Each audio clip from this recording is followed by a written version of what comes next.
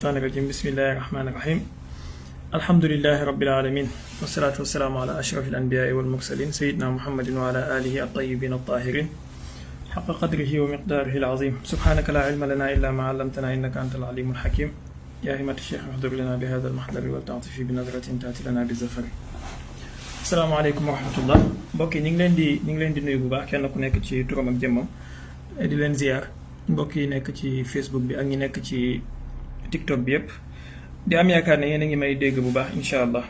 Alors on va commencer di jéggalu ci yéexaay bi on devait commencer depuis 22h mais damaa xawoon génn moo tax.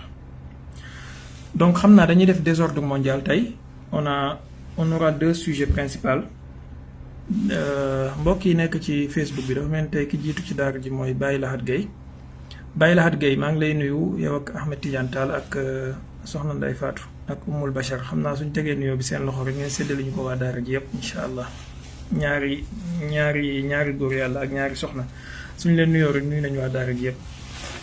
yéen ñi nekk ci TikTok bi tamit dafa mel ni gisuma ki njëkk a dugg waaye yéen ñëpp maa ngi leen di màggal bu baax a baax. Alors ma ne désordre mondial la ñuy def tey comme semaine passée.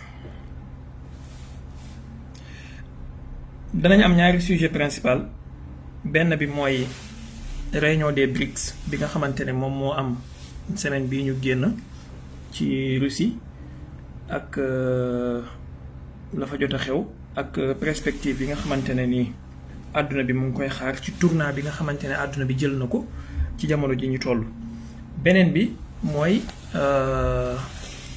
événement yi nga xamante ne moom mooy xew ci Moyen-Orient bi surtout xaw ma ndax yëg ngeen ko waaye démb Israël dafa lancé benn attaque contre l'Iran et ça suppose être sa réponse ci li ko Iran defoon ci le 1er octobre bi passé.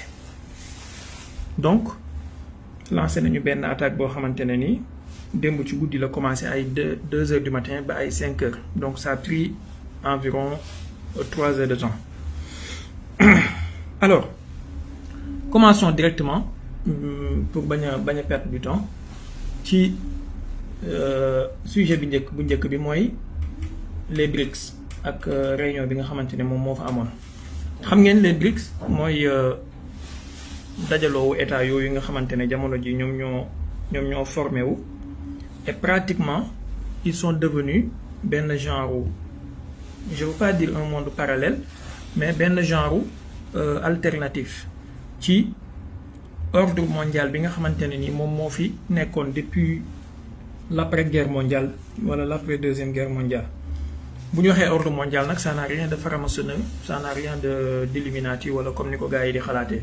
Ordre mondial en tant que ordre établi boo xamante ne àdduna bi ci lay doxee mooy l'Occident ñoom ñooy jiite ci biir Occident boobu États-Unis ñoom ñooy chef et que institution Bretton Woods yi ak Nations Unies ak voilà comme ni ko gars yi di waxee l'ordre mondial basé sur les règles wala basé sur des règles. Donc ordre boobu la ñuy wax am na ñoo xamante ne ils ont tendance à ce que bu ñu déggee le mot ordre mondial wala nouvel ordre mondial rek ñu jàpp ne affaire yi franc-maçonnerie la wala affaire nangam la c'est loin de là. Donc ordre mondial bi may wax en tout cas mooy ordre mondial ba léegi nga xamante ne mooy ni àdduna bi tëddee diggante bi guerre mondiale bi jeexee ak léegi. Alors à partir de 2009 les BRICS créé wu nañ je vais pas vous faire l'historique mën ngeen ko rechercher ci internet bi mais li ci am solo mooy daaw dañoo def benn élargissement boo xamante ne dañu jël 6 pays yooyu noonu mooy Arabie Saoudite Argentine ak Égypte ak Éthiopie ak Iran ak Émirats arabes unis moom la ñuy wax les Émirats. mais ci biir 6 pays yooyu noonu dafa am ñaar ñoo xamante ne ni kenn ki moom dafa renoncer muy Argentine avec seen président bu bees bi ñu fal dafa renoncer ci intégrer les BRICS donc ils sont 5 ci 5 yi tamit mu am kenn koo xamante ne ni ba léegi moom ratifié wul participation maanaam waxul waaw waxul déet te moom mooy Arabie Saoudite bu Mohammed Ben Salman. Bon, peut-être mën nañu jàngat le pourquoi, man am na ci sama une petite idée bu ma ci am, mais yeneen 4 yi des muy Iran, Égypte, Éthiopie ak Émirats ñoom ñëpp ratifié nañ et que seen participation ak seen membership c'est entier léegi et effectif. Donc ils sont devenus les BRICS plus. BRICS plus yooyu noonu soo jëlee seen nombre, ils sont pratiquement je dis bien la moitié de l'humanité ci wàllu population. Et boo jëlee seen part ci PIB mondial bi actuellement dépassé nañu paaru les pays du G7. Les pays du G7 mooy pays yooyu noonu tuddee woon seen bopp les pays les plus industrialisés du monde nga xamante ne bu njëkk ba G8 la woon avec Russie, mais à partir de 2014 bi événement Crimée yi xewee dañu suspendre Russie. Après ils sont devenus les G7 mooy États-Unis, France, Allemagne, Italie, Angleterre, Japon ak Canada. Voilà. Donc les pays du G7 daanaka ñoom ñoo coiffé woon adduna bi économiquement, mais léegi les pays du BRICS dépassé nañ leen ci wàllu PIB. Alors ginnaaw élargissement boobu, pour rapidement, sommet bi waroon na am c'est ci semaine bi du 22 au 24 octobre. Bokk na ci question yi mu waroon a traité, pas question élargissement parce qu'il y a énormément de pays yu bindu pour dugg. Et man j'avais dit que semaine passée sax laa ko fi wax dëgg yàlla j'avais mal perçu le fait que Sénégal deful effort pour que ñu invité ko foofu, surtout ak suñu président bu bees bi. Ça aurait été vraiment benn opération diplomatique bu extraordinaire. Malheureusement man xaw ma lu tax nag sincèrement, parce que je suis pas dans les secrets diplomatiques de notre État. Mais gis naa ne waxoon naa ne dafa mel ni Afrique Sassou Nguesso lañ ci invité. Apparemment je me suis trompé parce que du Sassou Nguesso kese, ndax même le président mauritanien je l'ai vu gis naa sa présence foofu, et que même il a pris la parole ci seen table ronde bi. Donc encore une fois ça a suscité mon inquiétude parce que man je peux pas concevoir la Mauritanie soit invitée et que Sénégal ak li muy représenté, parce que man wax dëgg yàlla quoi qu'on puisse dire Sénégal moo ma gënal ci réewu Afrique yi. Voilà, Sénégal moo ma gënal ci réewu àdduna bi. Sénégal laa am. Sénégal bu ma sañoon lépp lu baax Sénégal moo koy gën a mérité mbooleem dëkkandoom yi. Donc mënuma concevoir le fait que Mauritanie bi ñu dendal Sénégal ñi invité ko te invité wuñu Sénégal wax dëgg yàlla. te jàpp naa ne Sénégal avenir am moo gën a prometteur, moo gën a rassurant, moo gën a stratégique que avenir suñu dëkkandoo yi. lii sama gëm-gëm la, surtout ak suñu président bu bees bi ñu fal. Mais gis naa fa président mauritanien bi de toute façon, et gis naa fa Sassou Nguesso, et il y avait d'autres chefs de gouvernement aussi yoo xamante ne yenn ak ay ministres des affaires étrangères ñu teewaloon seen dëkk. En tout daal il y avait environ 36 pays yoo xamante ne ñoom ñoo fa teewoon. Voilà. Donc pour les occidentaux ñi ñu doon wax naan Poutine est isolé, la Russie est isolée. Bon, je veux bien croire comment un pays isolé se retrouve avec presque la moitié de l'humanité en termes de population. Parce que boo jëlee Inde ak Chine ak Brésil ak Russie, bon, mettons Russie à part, nga jël Inde ak Chine rek yaa ngi ci 3 milliards de personnes. boo ci boolee Brésil ak Éthiopie ak Égypte ak Éthiopie rek daanaka 200 millions yu teg lañ, presque 300 millions. boo ci boolee Brésil yaa ngi ci presque 500 millions de personnes. Je veux bien croire naka la pays bu isolé di mën a amee nu mu tuddati sacre diplomatique boobu noonu. Voilà. Et puis les occidentaux dafa mel ni am nañ lu leen naqadi lool, parce que le secrétaire général de l'ONU Antonio Guterres dafa présent woon ci réunion bi, ce qui est une première, et que il était là pas pour Poutine, mais il était là parce que ce sont les pays du BRICS, parce que les pays des BRICS actuellement dañu représenter lu fort ci àdduna bi. Donc il était question cette année pour ñu discuter ci les méthodes de transaction financière ak itam xool affaire question monnaie yeeg yu mel noonu. Bon, il n'a pas été question d'avoir une monnaie unique parce que c'est pas une mince affaire, mais xool panier de monnaie ak naka la ñuy fayee ak ban soubassement la ñuy am ndax dañ koy indexé ci or beeg yu mel noonu ci loolu lañ doon discuter ak aussi méthode de paiement yi parce que la Russie proposé woon nañ benn carte bu tudd BRICS Pay boo xamante ne yaakaar naa waxoon naa leen ko semaine passée boo xamante ne nii ça allait suppléer en quelque sorte les cartes Visa et Mastercard. Alors apparemment il y a quelques complications parce que Erdogan ak yeneen réew dañoo bëggoon bokk maanaam dañoo bëggoon ñu invité leen et visiblement la candidature de la Turquie a été pour l'instant la Turquie a été juste considérée comme partenaire. Il y a un certain nombre de pays qui sont considérés comme partenaires et ci Afrique dafa mel ni gis naa ci Nigeria ak Ouganda, encore une fois le Sénégal, encore une fois. Sincèrement, je ne comprends pas. Encore une fois, le Sénégal. Donc, j'aurais préféré que maa ngi jéggalu ci mbokk yi wax ma lire commentaire yi su ma toppee commentaire yi mën naa perdre sama fil. Je préfère continuer ba pare après doog a ñëw ci commentaire yi maa ngi leen di ziar by the way yéen ñëpp. Ma ne encore une fois le Sénégal parce que suñu demee ba on comprend Nigeria moo ëpp doole Sénégal économiquement moo ko ëpp doole ci wàllu démographie du moroomu Sénégal en fait. Nigeria ak Afrique du Sud ils sont les 2 géants de l'Afrique wala ak Égypte ils sont les 3 géants de l'Afrique. Mais quand même Ouganda bu ñu demee ba koy boole ci pays partenaires des BRICS le Sénégal.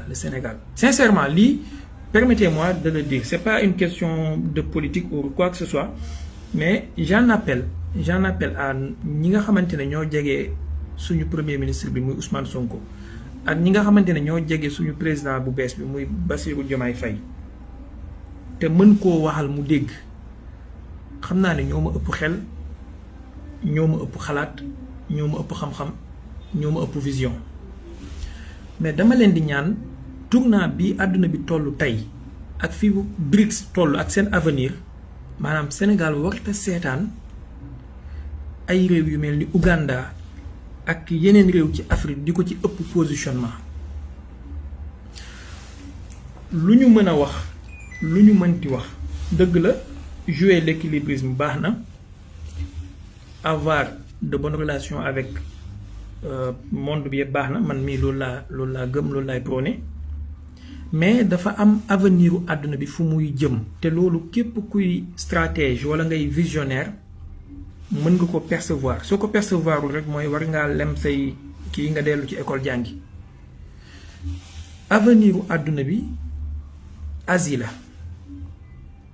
ak Afrique mais ci wàllu mbooloowu état maanaam ay groupement wu état avenir u àdduna bi BRICS la, les pays du BRICS ñoom ñoo am avenir u àdduna bi. Je vous demande de faire juste une petite comparaison ci diggante les pays du BRICS wala des BRICS ak les pays des G7 maanaam boo xoolee ci wàllu population ak ci wàllu économie ak ci wàllu avenir amul y a pas photo comme on dit, y a pas photo.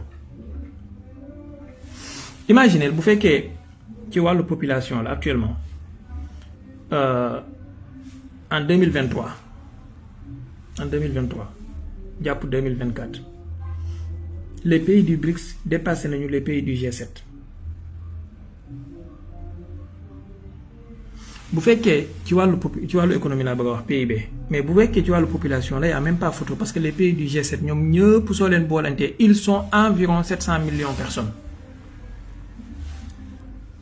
Donc je reviens ci li ma doon demander à suñu état bi ngir yàlla ñu bàyyi ci xel réunion yu mel nii ak sommet diplomatique yu mel nii Sénégal dafa war a teew, suñu président dafa war a teew. Y a pas amul excuse Sénégal dafa ñàkk président, amul excuse tey lu mel ni Ouganda ñu koy considérer comme pays partenaire des BRICS alors que le Sénégal nekk fi ak avenir bi mu am yépp ci wàllu jeunesse ci wàllu potentialité ci wàllu économie ci wàllu pétrole ak gaz ci wàllu ak sax ci wàllu paix maanaam stabilité bi nekk ci Sénégal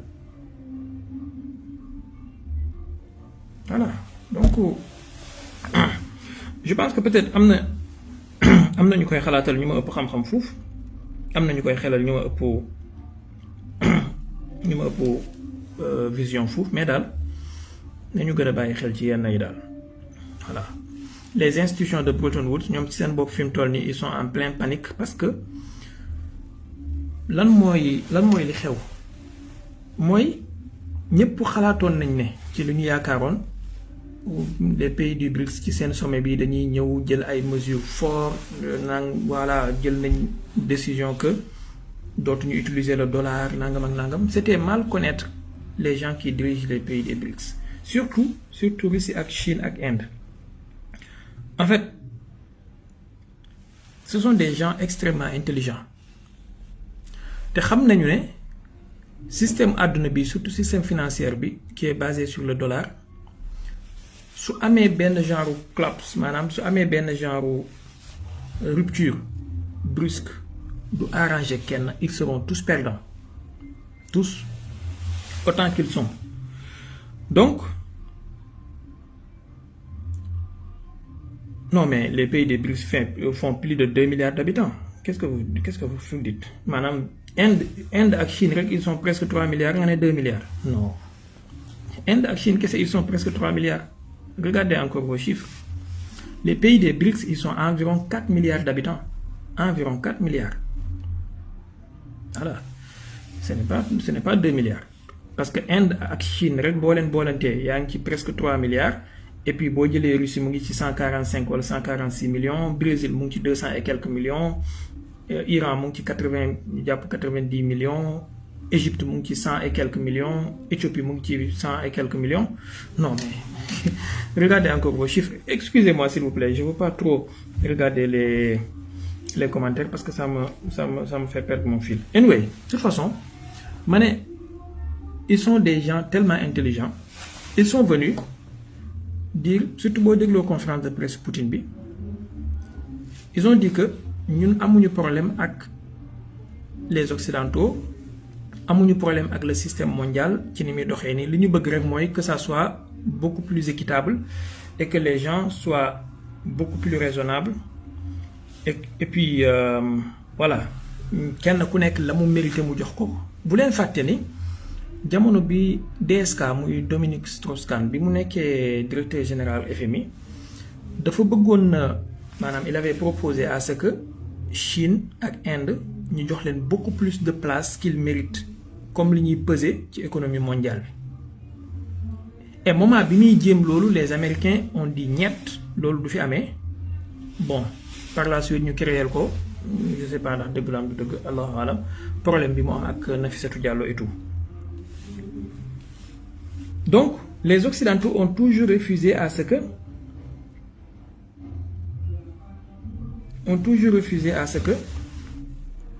les pays des BRICS ñu am intégration ak li ñu mérité ci doxalinu àdduna bi parce que il est impassable boo jëlee réew mu mel ni Inde ak li muy représenté parce que Inde actuellement en matière de PIB mondial ci wàllu parité de pouvoir d'achat Inde à elle seule représente 7% du PIB mondial 7%.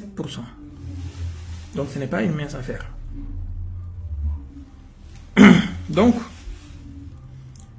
ci noonu ils ont mis la balle dans le camp des Occidentaux parce que xam nañu ne d'ici un mois le sommet du G20 dafay am Brésil lay amee donc ils vont essayer de voir comment les Occidentaux vont réagir de deux choses l'une soit Occidentaux yi ñëw ne waa léegi accepté nañu voilà on va jouer équitable et que kenn ku nekk di nga am li nga yelloo ci àdduna bi dans ce cas les BRICS ont gagné soit les Occidentaux s'entêtent dire que oui on va continuer avec notre hégémonie notre voilà hyperpuissance et notre tout et tout et dans ce cas les pays des BRICS pourront dire au reste du monde que voilà vous avez vu nous on a voulu coopérer on a voulu collaborer ils ont refusé ils ont voulu nous dominer donc on va créer le système alternatif que nous avons voulu voilà Donc dans tous les cas c'est un jeu tellement intelligent, et c'est pourquoi souvent may wax ne géopolitique ak politique ku mënul jeu d'échecs doo ko mën. Donc dans tous les cas les pays des BRICS vont gagner, dans tous les cas. Voilà. Maintenant le cas de l'Arabie Saoudite c'est beaucoup plus compliqué, parce que l'Arabie Saoudite essaye de jouer entre deux équilibres, les Américains avec les pays des BRICS. Je pense que c'est un cas qui doit être étudié de façon à part, ndax amna ay problèmes yu bari yo xamantene ni xeyna mom mo len tere ratifier sen participation ba légui. On a vu que Erdogan était invité, mais l'ironie de l'histoire moy xawma ndax top ngeen ki bi ñu teuti information bi. L'ironie de l'histoire moy jour bi Erdogan wàccee Russie, ci jour bobu lañu am ben attaque terroriste ci Turquie. Donc c'est comme un message qui lui a été envoyé que voilà, on peut pas te laisser rejoindre l'autre camp.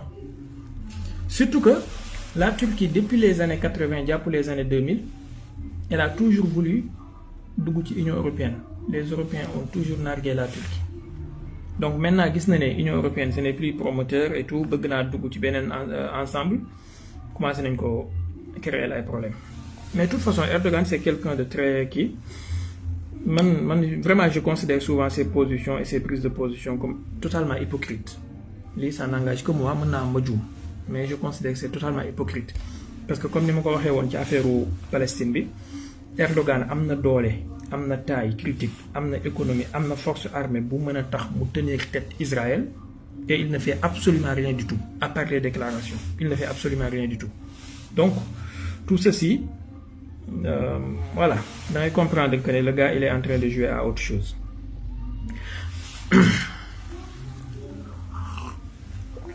Mais quand même c'est intelligent de sa part, d'essayer de se rapprocher des BRICS. Alors loolu mooy premier point bi, donc pas de mesure phare boo xamante ne ni jël nañ ko ne dañuy am seen système de paiement. En tout cas système la loo xamante ne la ñu ngi koy liggéey, c'est un travail de longue haleine. Et puisque ce sont des gens intelligents et ce sont des pays solides économiquement et démographiquement, ils ne réagissent pas comme les Occidentaux du tic au tac. Madame, c'est une réaction, c'est pas dicté par les émotions. Donc, les poules ñu togg dañ koy togg ba mu ñor nga xam ne c'est à long terme, vision moyen à long terme lañ am. Man loolu moma gëna neex ci seen mbir en fait. Donc duñu ñëw rek di réagir du tic au tac, def nga nangam dañuy def nangam. Non, ils prennent le temps, ils réfléchissent avec les équipes, avec leur équipe, avec leurs techniciens pour mettre quelque chose de solide sur la table nga xamné buñ ko tégué pour lu ko dindi du yomb. Bu ngeen xolé Russie depuis 2022, sanctions, des dizaines de milliers de sanctions yu ko occidentaux yi teg yépp ba légui ni amna sanctions yo xamantene Russie tontoogu ci ba légui. Manam on est presque à 3 ans 2022 ba légui, mais ba légui amna sanction yo xamantene Russie tontoogu ci, amna yenn yo xamantene tontu na ci ndank loolu yëpp lu muy wane mooy nit ki souvent bu ñëwee di la provoquer, bu ñëwee di la wut comme li ma sama yaay doon wax ndeysaan, ku ñëw pour xeex ak yow soo fexee ba xeexu leen yaa gagné. Donc ku ñëw pour déstabiliser la économiquement, ku ñëw pour déstabiliser la stratégiquement wala géostratégiquement, soo fexee yow ba déstabiliser wu la rek yaa gagné. Ça doit être un objectif et ça doit être une réflexion boo xamante ne ni état bu nekk war na ko am et que population bu nekk itam war na ko am. Boo fexee ba déstabiliser wu la yaa gagné. Et naka ngay fexee ba du la déstabiliser mooy yow da nga am objectif boo bëgg a suivre. Da nga am objectif boo bëgg a suivre à moyen et à long terme.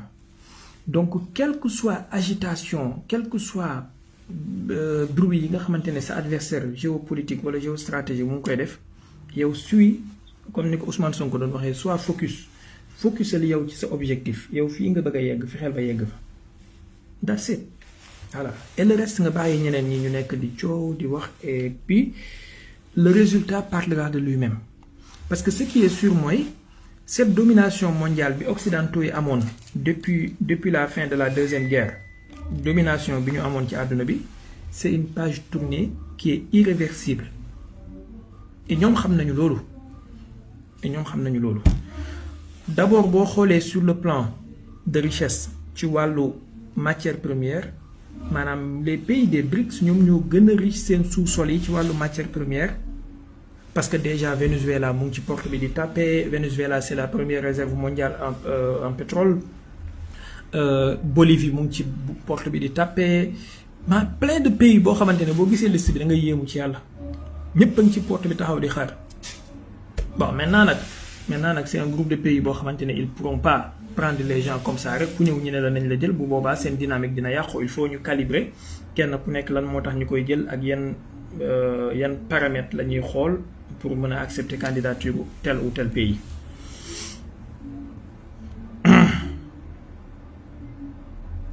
En tout cas yàlla na sàmm Sénégal ba mu bokk ci ensemble de pays bi nga xamante ne ni ils seront les gagnants parce que àdduna bi ci bascule boo xamante ne la jëm mais loolu yëpp nag tout en gardant notre souveraineté c'est extrêmement important garder sa souveraineté garder sa dignité maanaam bul jugee ci benn colonisation dem ci beneen colonisation ak loo mënti def ak foo mënti bokk et c'est là où les BRICS sont intéressants c'est-à-dire l'ordre mondial bi nekk sous la domination américaine il y a un chef c'est hiérarchisé il y a un chef qui est là qui donne des ordres et que tout le monde suit moo xam ci OTAN moo xam ci Union européenne moo xam ci les pays de l'OCDE. Quand les États-Unis regardent quelque part, tout le monde sera obligé de regarder de ce même côté-là. Lolo, même nous ko waxul xam nañu ko. Mais par exemple, dans les BRICS, c'est beaucoup plus je dirais pas c'est beaucoup plus démocratique en fait. C'est-à-dire la Chine du jox ordre à Inde, l'Inde du jox ordre Russie du jox ordre Brésil du jox ordre Iran du jox ordre Égypte du jox ordre Éthiopie du jox ordre Émirats donc Émirats du jox ordre Afrique du Sud donc kenn ku nekk dañuy xool lan mooy seen intérêt maanaam c'est selon les intérêts et malgré les divergences yi ñu am ci seen biir par exemple diggante Inde ak Chine am nañu ay divergences ci wàllu territoire surtout ci seen frontière Himalaya yi j'ai vu que ñu ngi koy waaj a régler en tout cas parce que boo xoolee déclaration bi premier ministre indien bi def ça sous-entend que ñu ngi koy waaj a lijjanti boo xoolee diggante Égypte ak Éthiopie am nañu ay quelques problèmes Iran bu Arabie Saoudite duggee Iran ak Arabie Saoudite am nañu ay problèmes mais néanmoins malgré seen divergence yooyu noonu yëpp fexe nañu ba dajaloo ci li leen di kenn ku nekk sa intérêt fu mu nekk voilà donc c'est pas très hiérarchisé nga xam ne benn puissance économique wala militaire wala politique moom moo naan xool leen fii ñëpp xool fa et puis c'est beaucoup plus équilibré parce que kenn ku nekk dafa am fu mu fooree foofu dans les BRICS kenn ku nekk dafa am fu mu fooree par exemple la Chine moom moo gën a fort économiquement ci groupe bi kenn du comparer économie chinoise ak économie russe par exemple kenn du comparer économie indienne ak économie iranienne la Chine moo gën a puissante topp ci Inde mais bu fekkee ci wàllu militaire la ak ci wàllu politique ak ci wàllu géopolitique la Russie moom moo gën a puissant parce que tey jii américains yi bien vrai que Chine moom mooy seen menace numéro 1 à long terme mais géostratégiquement Russie moom mooy menace bi gën a présente boo xamante ne mën na leen a détruire voilà donc sur le plan militaire technologie militaire politique et géostratégique ak peut-être même diplomatique la Russie moom moo gën a taxaw ils ont des arguments à faire valoir voilà mais sur le plan économique sur le plan démographique sur le plan et autres plans tous les autres pays dépassent la Russie largement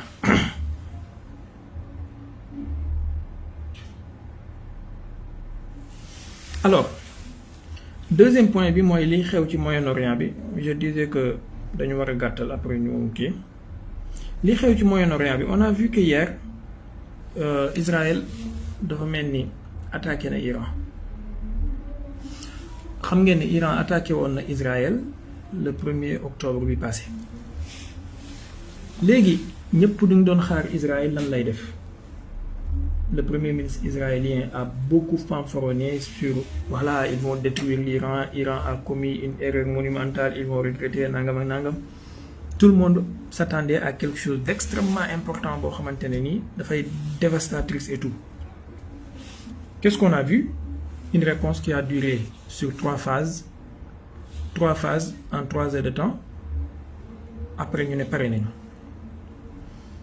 Force est de reconnaître que dëgg la censure militaire am na ndax on n'a pas eu des images yu claires. Quelques rares images yu ñu am mooy image yoo xamante ne nii DCA iranienne bi moom mooy nekk en action avec des menaces aériennes. Mais on n'a pas eu aussi beaucoup de visibilité sur qu'est-ce que Israël a utilisé. Israël a juste dit, Israël dañoo wax seulement que utiliser nañ environ 100 avions. 100 avions. Alors, quels sont les types de missiles qu'ils ont utilisés? Quels sont les types de vecteurs qu'ils ont utilisés? Ndax c'est des missiles Air-LoRa, ndax c'est des drones armés, voilà. Pas de clarification sur ce point-là. Contrairement ak Iran ñoom bi ñuy attaqué ci 1er octobre passé ñëpp xam nañ ne Iran dafay utiliser ay missiles balistiques de type tel ak de type tel maanaam am na sax ay spécifications ci nombre de missiles bi 180 missiles 200 missiles ñenn ñi naan 300 ñenn ñi naan 400 missiles en tout cas des centaines de missiles. Et puis xam nañu turu missiles yi ñu utiliser sax ak seen spécificité par exemple utiliser nañu Khaybar Shaken 2 utiliser nañu missile Imad utiliser nañu nangam. Donc c'était beaucoup plus transparent et beaucoup plus lisible que li Israël def démb. Je ne sais pas si vous comprenez véritablement li may wax. Alors et ce qu'on a vu aussi mooy Israël nee na rek attaqué na environ 20 sites militaires. Et 20 sites yooyu noonu amul spécification ci yan cible la ndax c'est des cibles ci ay batteries de missiles anti-aériennes lañ doon détruire ndax ay garnison militaire wala ay camp militaire wala ay kii lañ doon détruire en tout cas waxuñu lu leer ci suba si daal génne nañ benn communiqué wax ne way attaqué nañu benn usine de fabrication de missiles. Ce qui est probablement faux ndax lan usines yi fabriqué missiles balistiques iraniens yi ñoom ñëpp ils sont souterrains en fait voilà sous les montagnes même donc impossible ci attaque bi ñu gis démb mu cibler ay usines de fabrication de missiles balistiques. Am na aussi beneen communiqué bu ñu wax ne wala ay informations yu génn wax ne attaqué nañu ay installations de missiles balistiques iraniennes, ce qui est aussi probablement faux parce que les installations de missiles balistiques iraniennes, la majeure partie en tout cas ci li ñu jot a xam mooy ils sont mobiles. Ils sont mobiles en fait. C'est-à-dire ci ay tracteurs mobiles dañ koy def, ils se déplacent. Et ñi xam tuuti ci wàllu stratégie militaire xam nañu type d'installation boobu noonu ils sont beaucoup plus difficiles à cibler. Et loolu sax moo tax entre parenthèses la Russie am benn avance géostratégique sur le plan militaire que les autres puissances nucléaires par exemple. Parce que la Russie, en plus d'avoir des silos à missiles, en plus d'avoir des sous-marins et des avions, mais aussi dafa am ay missiles yoo xamante ne ni sur des tracteurs maanaam sur des camions lañ koy kii. Par exemple comme les missiles Yars, les Topol M, ils sont sur des camions militaires. Donc ils se déplacent. C'est beaucoup plus difficile de les cibler. Nga xam ne tey jii même si bu guerre naroon na am yàlla tere adversaire bi bu cibler seen silo à missiles yi détruire ko ñoom ils auront de quoi répondre parce que mis à part seen avions yi seen sous-marins yi seen camions yi nga xamante ne ñooy kii bombe yi ñu ngi fi. Donc les Iraniens seen missiles balistiques yëpp ils sont tractés sur des camions. Donc c'est probablement faux que Israël soit arrivé à détruire des installations de missiles balistiques. Sincèrement, je vois pas clairement qu'est-ce qu'ils veulent dire en fait. Peut-être aussi, ils ont détruit usine de fabrication des sous-ensembles, peut-être ils ont ciblé, pas détruit, mais ciblé usine de fabrication des drones, mais waxuñu ci nombre de vecteurs yi ñu utiliser ñaata missile la ñu utiliser waxuñu ko nee nañu rek 100 avions la on est d'accord ñoom ñoo ko wax nañ leen gëm sur parole. aussi waxuñu yan qualité missile la ñu utiliser wala yan puissance la am maanaam missile bu nekk tête de puissance kii bi ñaata la waxuñu loolu yépp. Bref, c'était quelque chose de vraiment très flou. Bon, après, tu as juste l'impression que ces gens-là l'ont fait juste pour se sauver la face. Tout court. Ils l'ont fait juste pour se sauver la face. Malgré cette fanfaronnade, ils ont fait. Maintenant, trajectoire bi xam nga semaine yu ñu génn am na ko mbokk bi ma fi doon laaj pourquoi Israël tarde à répondre ma bokk na ci li ma ko tontoon que ne problème logistique bokk na ci. Maintenant Israël am na lu mu démontré loo xamante ne quand même il faut ñu nangul leen ko mooy li ñu def démb c'est un message clair envoyé à l'Iran pour wan leen ne bis bu ñu leen bëggee bombarder nucléairement am nañu possibilité def ko. maanaam tey ji Israël su bëggoon a bombarder Iran nucléairement avec des armes nucléaires tactiques am na possibilité bu mu ko defee. Ça quand même ça a été un message très bien envoyé et très bien perçu je pense. ndax lan ñaari trajectoire la ñu amoon yoo xamante ne moo gën a yomb pour ñu atteindre Iran avec des avions parce qu'ils n'ont pas utilisé des missiles balistiques envoyés depuis Israël contrairement ak li Iran def nga xam ne ci seen territoire la ñuy envoyé ay missiles balistiques yi ils volent à des centaines voire des milliers de kilomètres pour atteindre Israël et diggante bi le monde entier est au courant. ñoom ce qu'ils ont fait mooy ils ont utilisé des vecteurs aériens maanaam des avions de combat des bombardiers surtout des F-16 et des F-15 am na ñuy wax ay F-35 leeruma mais bu dee da ngay utiliser avion ñaari trajectoire yu gàtt nga am benn bi mooy nga jéggi Arabie Saoudite bon ginnaaw boo jéggee Jordanie ba pare muy Urdun nga jéggi Urdun jéggi Arabie Saoudite jéggi Bahreïn dal Iran loolu mooy trajectoire bi gën a gàtt. beneen bi mooy nga jaar ci kaw maanaam nga jaar ci Syrie jéggi Irak après dal Iran. C'est beaucoup plus long et c'est beaucoup plus compliqué mais dafa mel ni ci li ma jàpp mën naa ma ju peut-être loolu la boobu la israéliens yi utiliser peut-être chemin boobu la israéliens yi utiliser. Pourquoi ndax Iran envoyé woon na message bu clair ci les pays de la région que ne leen bépp réew moo xamante ne ni ubbi na espace aérien wam surtout réew yi nga xamante ne ils sont en connivence avec les États-Unis. Arabie Saoudite gis nañ seen ministre iranien des affaires étrangères bi def na ay tournée dem na Arabie Saoudite dem na Jordanie dem na Égypte dem na Émirats dem na Qatar. Il a envoyé un message très clair que ne leen bépp réew moo xamante ni ubbi na espace aérien wam Israël wala Amérique ñu utiliser ko attaqué ñu suñu représailles du la jéggi donc te ñooñu ay Arabie Saoudite ak ay Émirats ak ay Qatar ak ay Urdun loo leen mënti waxal am nañ ay batteries de missiles anti-aériennes yoo xamante ne ni c'est de fabrication occidentale. Maintenant la Syrie la Syrie et l'Irak étant des pays tellement affaiblis peut-être les avions israéliens en toute impunité mën nañu emprunter chemin boobu noonu en violation flagrante de leur souveraineté et de leur de leur espace aérien te xam nañ ne Israël wax dëgg yàlla def violation ay souveraineté wala espace aérien wa ay voisins comme naan ndox la mel ci moom. Donc peut-être espace aérien boobu la ñuy utiliser parce que ce que les Iraniens li Iraniens yi wax mooy amul benn avion bu pénétrer ñoom seen espace aérien wu réew et ça peut être vrai je dis bien ça peut être vrai ndax bokk na ci li israéliens yi gënoon na ragal te doon ko moytu mooy quelle que soit ampleur attaque bi ñu def tey jii si les Iraniens parvenaient à descendre un avion ne serait-ce qu'un seul avion wala un seul drone bu visible ça serait une défaite chaotique et catastrophique pour Israël. Catastrophique.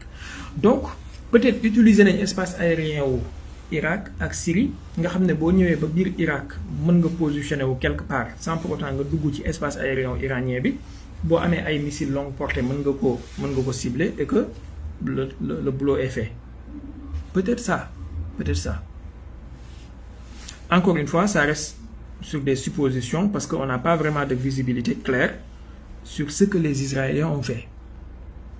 En tout cas, ce qu'on sait, moi, jamono ji neub yenn affaire yi lu jafé la ndax y a les téléphones, y a les témoins, ku nek amna caméra ci sa poche. Et puis on n'a pas vu de grande destruction ci biir Iran. Les citoyens ont filmé, surtout ñu ne boo nekkee Telegram ak Twitter, tu vois plein de vidéos yuy circuler. Donc pas de panique en tout cas par rapport à li ñu gisoon ci 1er octobre bi Iran di attaqué nga xam ne c'était vraiment une pluie de missiles quoi. Ceci étant, Iran comprendre que ne Israël su ko bëggoon a bombarder nucléairement mën na ko def, mais Israël aussi ñaari affaire moo mën a am, soit dañu montrer pondération ak modération ci seen réponse ndax am lu ñuy ragal te loolu wax dëgg yàlla li arabe yi di wax astabridu zalik maanaam je vois très mal ça, surtout boo xamee les fous fanatiques yi gèrent Israël actuellement. Soit ils ont eu en face d'eux une Iran très défensive et forte en défense, maanaam Iran bu am ay défense aérienne yu efficace, surtout boo xamee bu ñu xamee ne Russie aidé na Iran avec des systèmes S-400 récemment, aidé na Iran aussi surtout ci wàllu guerre électronique, am na ay systèmes yu très sophistiqués yu fa les Russes installés, mais aussi Russie mu ngi aider Iran ci wàllu renseignement militaire, wàllu renseignement satellitaire. Donc il n'est pas impossible, je dis bien il n'est pas impossible que les Russes souffrent à l'Iran yenn cibles yi nga xamante ne ni israéliens yi naroon nañ ko cibler et que les Iraniens préparent leur défense en conséquence, mais aussi la DCA iranienne a été efficace. Peut-être ça parce que ku dégg ni Iraniens yi daan waxee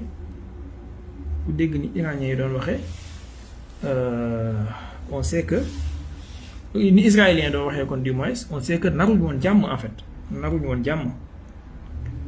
Voilà, donc deux hypothèses, soit américains yi dañu wañ loxo israéliens yi pour ñu def lu xelu pour bañ leen a yàqal seen élection yi, ndax am na loo xamante ne suñu ko defoon am na ay sites yoo xam ne suñu ko attaqué woon doon na déséquilibrer économie mondiale bi en grande partie, te loolu doon na am répercussion ci élection américaine bi par A plus B. Donc certainement wala probablement doute ay pression yu Amérique def wala yu européens yi def. De toute façon ils sont incapables de faire quoi que ce soit par rapport à Israël, ndax Israël c'est eux qui dirigent. Israël lu mu bëgg a def maa tey lay def, kenn mënu ci dara. Voilà, Israël su doon déglu kenn konoon ba tey am na yenn yëfi dof yoo xam ne du ko def. Deuxième hypothèse mooy la défense anti-aérienne iranienne a été efficace et a su se défendre courageusement. Man je pense que hypothèse boobu moo gën a plausible. Troisième chose mooy et ce qui est très important,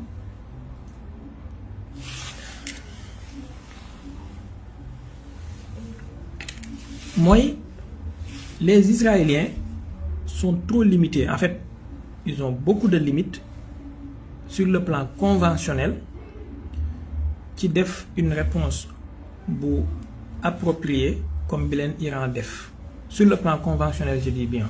C'est-à-dire, Israël mën na def tapis de bombe comme ni muy def Gaza ak ni muy def Liban, sànni ay bombe de nangamu tonne ay nangam, loolu ils peuvent le faire avec des bombes. Mais avec des missiles, ils sont beaucoup plus limités sur ce plan-là. Avec des missiles balistiques lancés par avion, avec des missiles de croisière lancés par avion, ils sont beaucoup plus limités sur ce plan-là. Donc, li ñu bëggoon def dëgg mënuñu ko def bu ñu amul ndimbalu américain yi.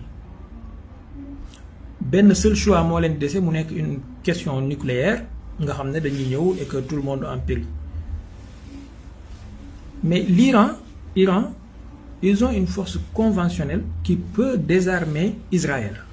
C'est-à-dire, désarmer Israël, quand je le dis, moi, Iran, mën nañu envoyer benn salve de 2000 missiles par exemple.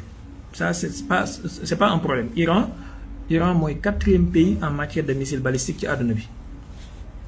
Russie, Chine, États-Unis, Iran mooy 4e bi.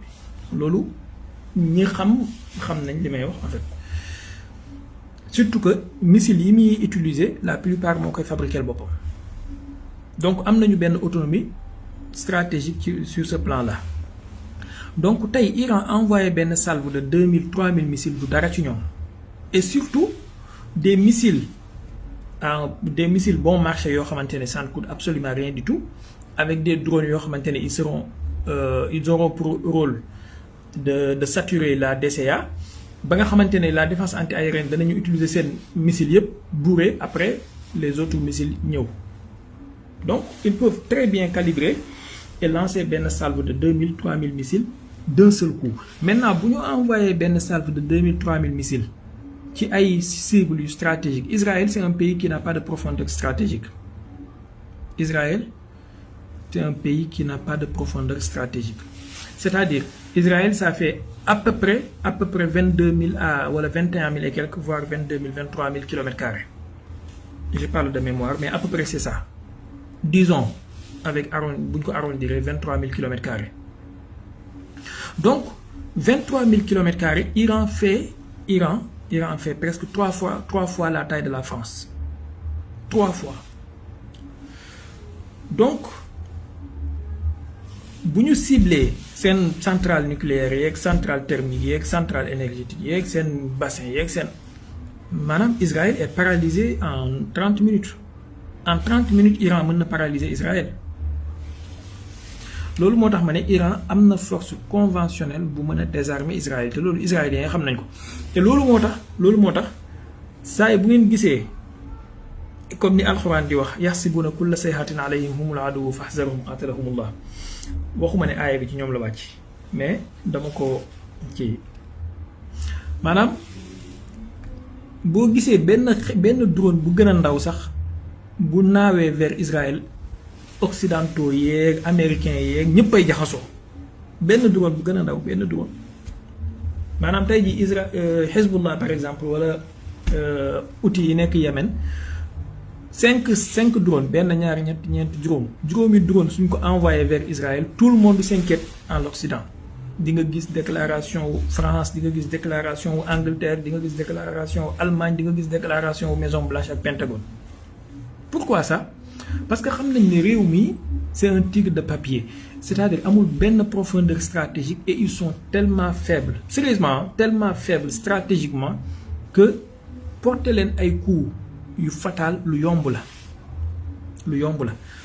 mën nañu nag ils peuvent faire nu mu tuddati ils peuvent faire mën nañu def acte de violence inouïe contre des adversaires qui sont sans défense. Par exemple jël des centaines de tonnes de bombes balancer ko sur des immeubles d'habitation, ils peuvent le faire sans problème parce que fexe nañu ba seen voisinage bi amu ci benn réew bu am DCA bu dëgër. Par exemple Liban, l'armée libanaise n'est même pas existante en fait.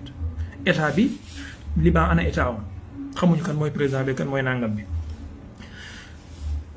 Iran amul kii kon Liban amul benn DCA. Hezbollah moo fa nekk li Hezbollah mën ci défendre Liban la armée libanaise bi mënu ko. Syrie wax noppi détruire nañ réew mi comme ça. Arabie Saoudite ak Jordanie ay collaborateurs lañ. Voilà.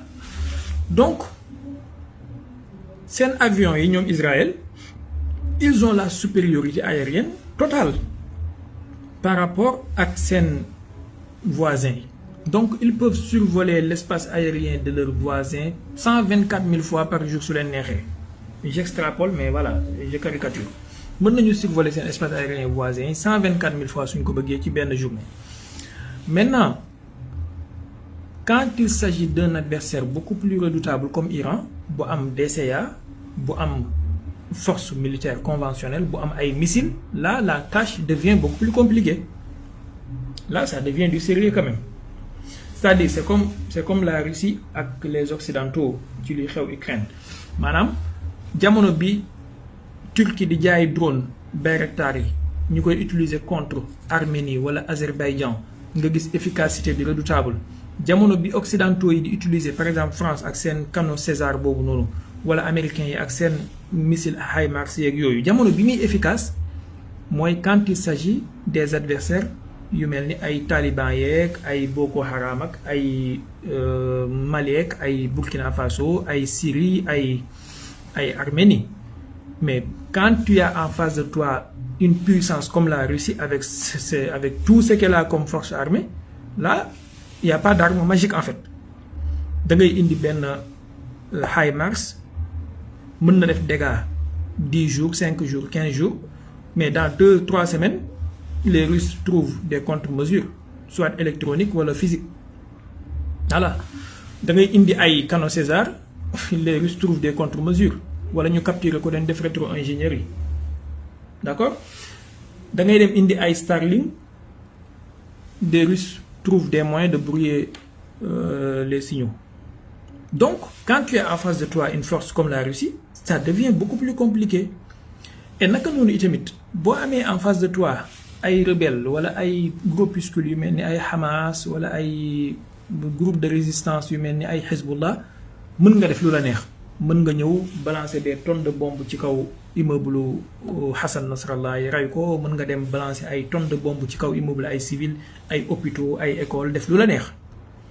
Mais boo amee adversaire bu mel ni Iran mu mën la envoyer 200 missiles d'un coup, mën la su ko neexee mu envoyer le 3000 missiles te espace iranien bi nekk espace boo xamante ne c'est montagneux am ay tunnels yoo xamante ne ak ay daanaka ay villes souterraines yoo xamante ne yëpp ay missiles la ak ay drones. Là ça devient du sérieux.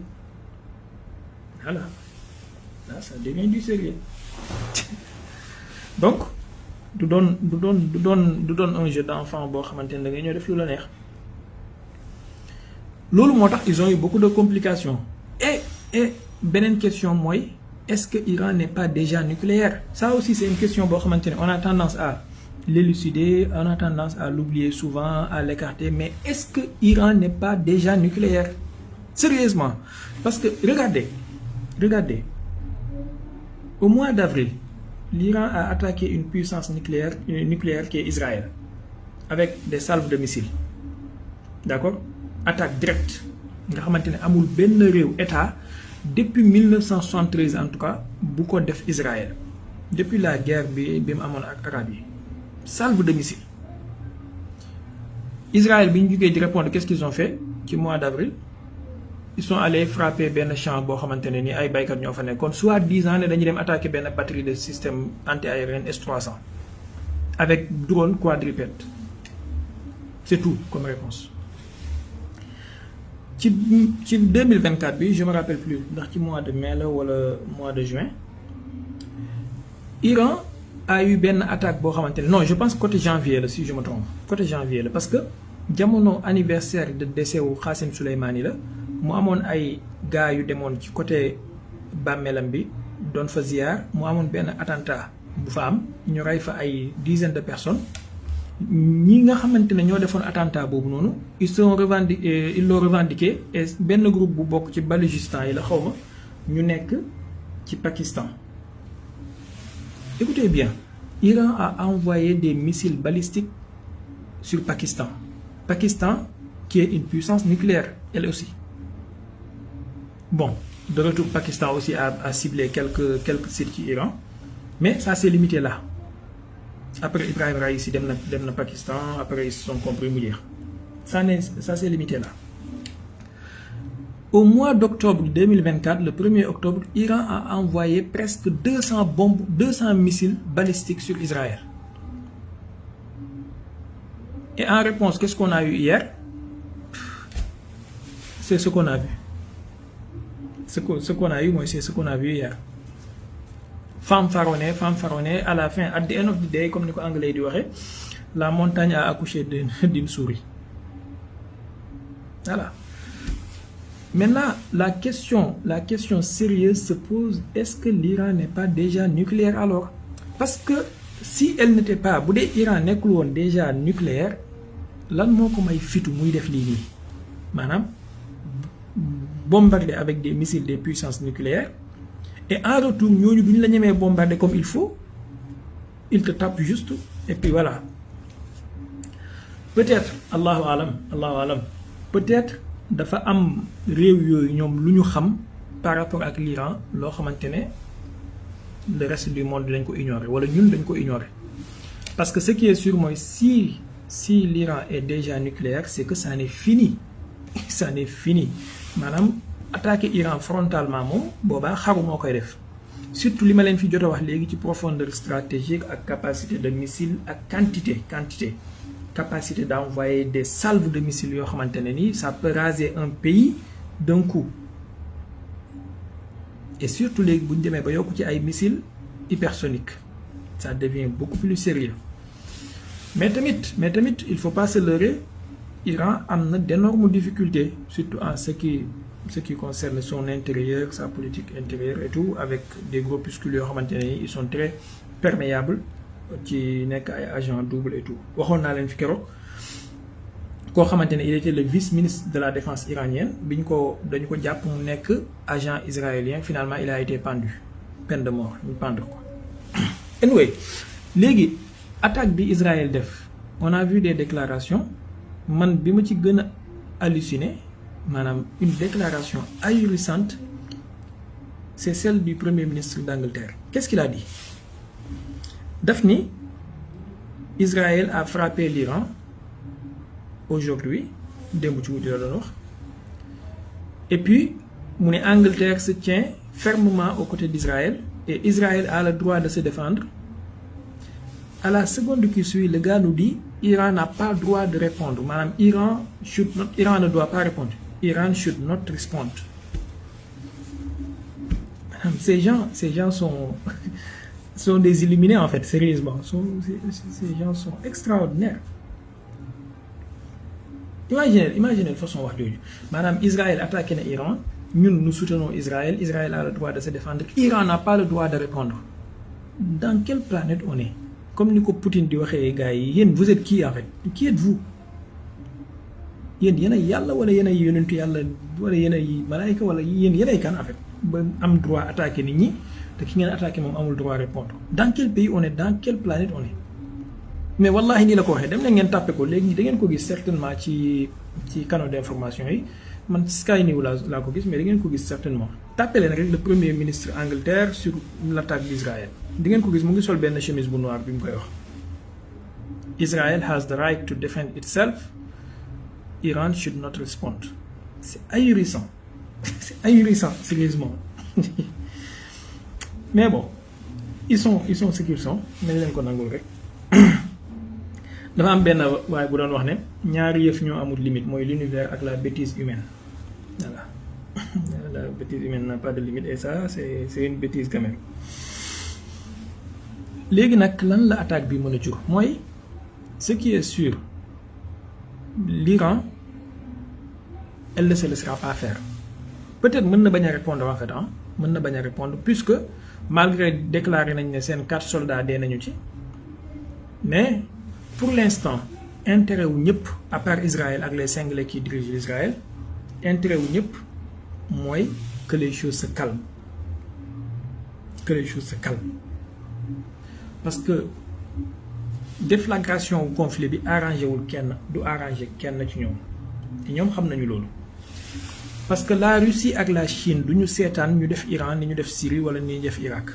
Loolu c'est déjà acté parce que Iran déjà signé na ay accord de coopération stratégique avec la Russie et boo gisee système de défense yi ko Russie fournir mooy Poutine a décidé de défendre Iran. Voilà, quoi qu'il en coûte. Et puis actuellement Chine def na ay manœuvres militaires semaine passée par rapport à Taïwan. simuler benn genre encerclement wu île bi ak isolement am ak nangam maanaam xam nañu ne occidentaux yi suñu dof-dofloo ba ne dañuy attaquer Iran première répercussion bi muy mën a jur mise à part problème économique bi ak problème financier bi muy indi ci àdduna bi première répercussion bi mu mën a jur mooy Chine mën na ci profiter teg loxo ci Taïwan et que ça sera un conflit beaucoup plus compliqué bu boobaa ñoom occidentaux yi ñu xam fan la ñuy dem parce que ils auront 3 conflits à la fois Ukraine Israël Iran Israël Iran après Taïwan fan lañ koy waxee Seydina Omar Thiam maa la raw lu bëri na nga def namu naa la trop temps yi kay gëj nañ laa gis ci dara donc fan lañ koy waxee ça sera très compliqué pour eux ils pourront pas gérer ça. But vous voyez que c'est très passionnant et c'est très intéressant en fait l'évolution des choses. Maintenant la Russie et la Chine aideront l'Iran, peut-être pas de façon flagrante, mais quand même avec des matériels, parce que déjà dégg naa, je sais pas si c'est confirmé ou pas, dégg naa ñu ne Russie dana jox Iran autorisation mu fabriquer ay Sukhoi 35 sous licence. Bu dee loolu am na, ça sera vraiment révolutionnaire en fait. Ça sera révolutionnaire. On sait les Sukhoi 35, ils sont comparables à F-16, dernière modification américaine, voire même ils sont supérieurs aux F-16, avec quelques spécificités. Donc c'est des avions 4 générations plus. Mais Israël, États-Unis, c'est un soutien inconditionnel, voire indéfini. Ndax ci diggante 6 mois yi ñu weesu rek wax nañu ne américains yi dépensé nañ plus de 35 milliards pour protéger Israël 35 milliards ci soutien à Israël. Mais de l'autre côté Israël a d'énormes problèmes avec le Liban ndax comme ni ma leen ko waxee woon fii a'uuzu billahi min kalimati ana rey nañu Hassan Nasrallah foogoon nañ ne mbir mi foofu lay yem. Je vous avais dit ici que assassiner des leaders politiques ça ne résout pas le problème. Ça ne résout pas le problème et on voit le résultat. C'est-à-dire rey nga Hassan Nasrallah depuis 3 semaines. Qu'est-ce que tu as aujourd'hui? En 24 heures, voilà, en 48 heures, Israël a perdu presque 13 soldats, 14 soldats dans le sud Liban. En 24 heures, ils ont eu 61 soldats blessés.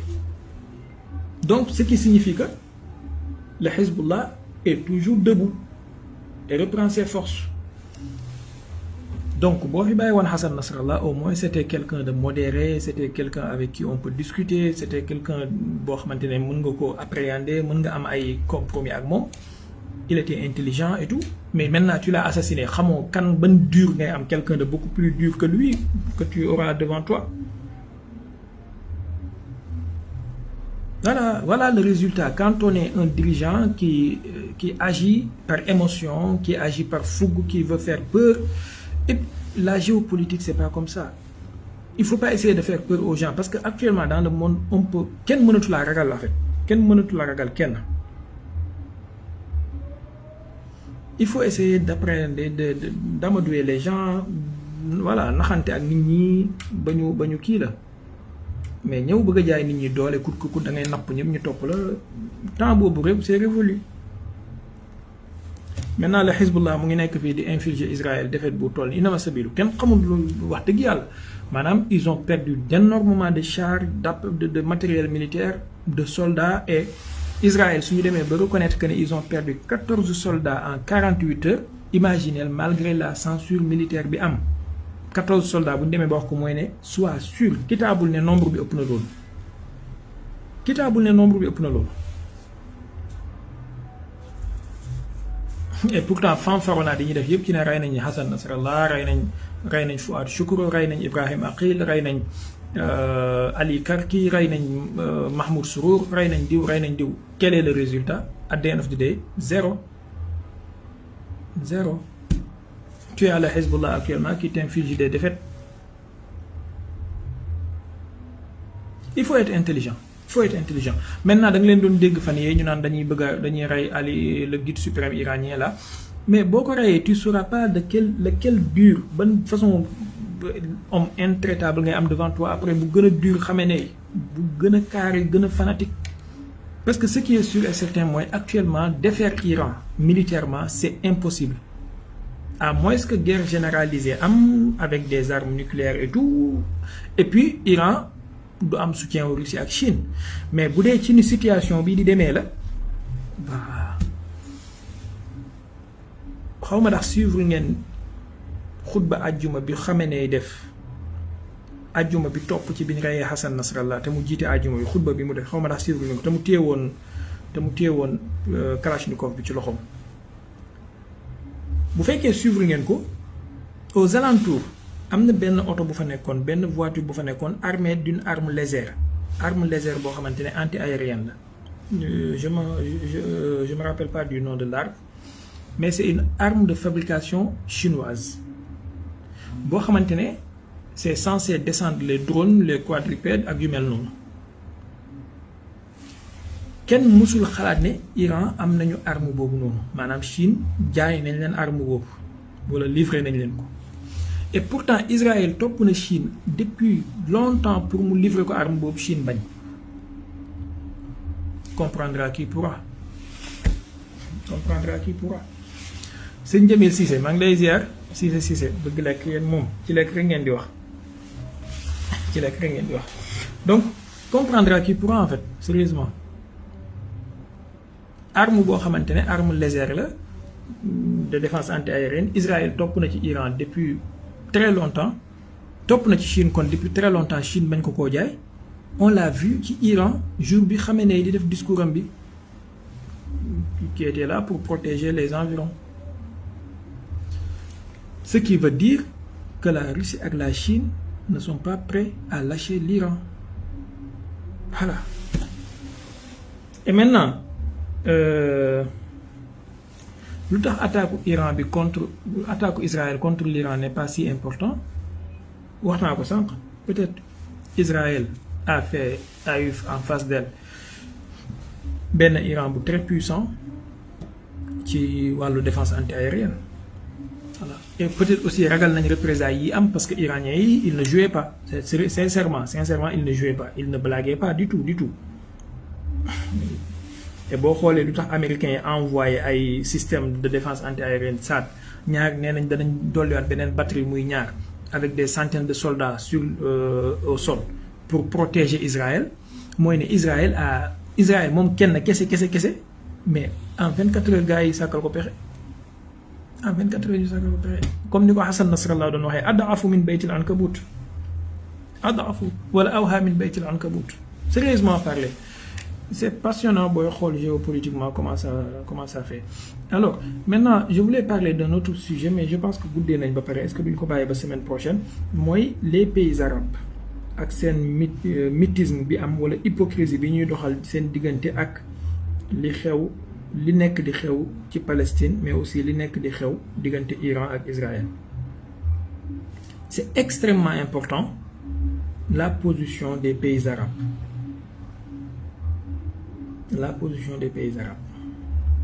ak sax le monde arabe les arabes de façon générale mais nañu ko bàyyi ba semaine prochaine parce que déjà guddi na pare te dama war a jàpp incha allah semaine prochaine ñu ñëwaat ci xëy na d'ici là dañu am quelques développements de plus et puis élection américaine yi 10 jours moo ci des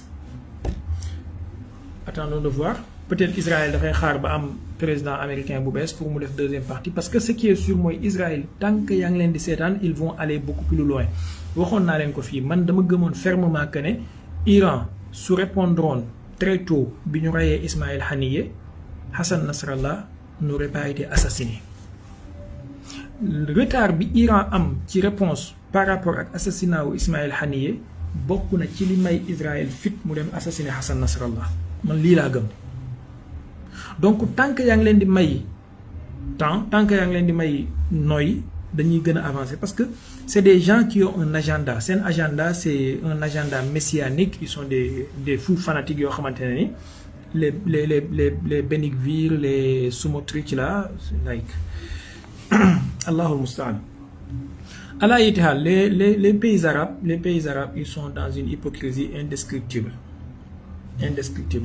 en fait ñoom dañu bëgg sérieusement li ma leen di wax ni ak lu ngeen mënti léegi jàpp naa ne ci li ma jàpp mën naa am ma jum mais jàpp naa ne li mooy dëgg gi te yàlla xam na ni dama leen di topp nag surtout seen kii yu bëree bëri pays arabes yi leen gënaloon tey mooy Israël détruire Iran complètement comme ni mu détruire Syrie, détruire Hezbollah complètement comme ni mu anéantir Gaza, détruire Hamas complètement. Parce que naïvement ñoom dañu jàpp ne Iran mooy seen ennemi numéro 1. xamuñu ne seen ennemi bi mooy Israël ak Amérique.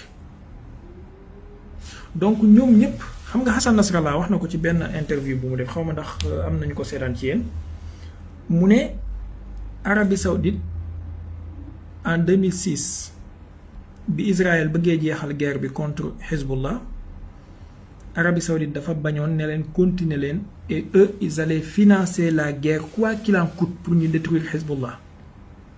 Et puis Mohammed bin Salman bi mu nekkee prince héritier ba dem Amérique, Hassan Nasrallah mooy wax du man, vidéo bi mu ngi ci YouTube, mu ne bokk na ci li mu wax Trump mooy dafa bëgg mu éliminer ko Hassan Nasrallah, et même si cela doit déclencher une guerre ñoom pare nañ pour financer guerre bi ñoom Arabie Saoudite. Donc voilà des gens yoo xamante ne ni naïvement ils croient que Iran mooy seen ennemi public numéro 1, donc ils doivent tout faire pour aider Israël pour mu débarrasser leen ak Iran. xamuñu ne ukiltu yawma ukila sawrul abyad la, maanaam bis bu ñu daanelee Iran ci seen kaw lañ jëm si te seen bos mooy gën a ñaaw. voilà comme ni ko Mohamed Morsi doon waxee laa taqtulu usuuda bilaadikum fa taakulakum kilaabu aadaikum, seen bos mooy gën a ñaaw bu boobaa. tey jii Iran fexe na ba imposer benn équilibre de la terreur ci région bi, maanaam une dissuasion ci région bi face à Israël. am na yoo xamante ne su ko Israël ñemewul a def mooy message bi ko Iran envoyé moo leer. te liir naa sànq ci suba ci Wall Street Journal ak Axios ak yenn journaux yi ñu ne Israël a même envoyé un message à l'Iran avant l'attaque lui disant que du attaquer installation nucléaire yi ni installation pétrolière yi, mais en retour bëggul Iran répondre. maanaam daal c'était une attaque juste pour se sauver la face. Je l'ai lu sur Axios et Wall Street Journal ak Reuters ak yooyu.